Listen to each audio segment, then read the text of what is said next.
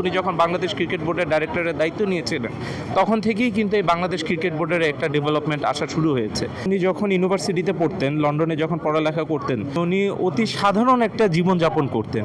উনি পিৎজা ডেলিভারিও করেছিলেন। একজন সাবেক প্রধানমন্ত্রীর ছেলে তিনি পিৎজা ডেলিভারি করবে, এটা একটা অসাধারণত একটি ঘটনা।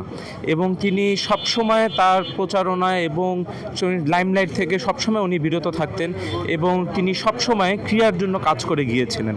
তৃণমূলের ক্রীড়ার আজকে যত ডেভেলপমেন্ট দেখছেন সব কিন্তু আরাফাত রহমান কোকো ক্রীড়া ভাইয়ের হাত থেকেই কিন্তু করে ওঠা।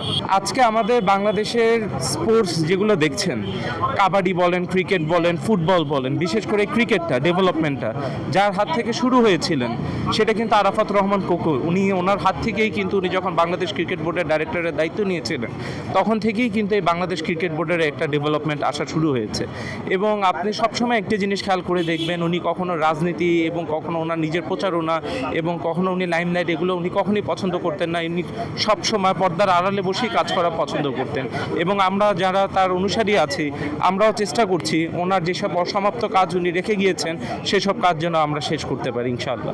আমরা তার আদর্শ নিয়ে কাজ করছি, তিনি যে অসমাপ্ত কাজগুলো রেখে গিয়েছেন আমরা সেগুলোকে সমাপ্ত করার চেষ্টা করছি ইনশাআল্লাহ।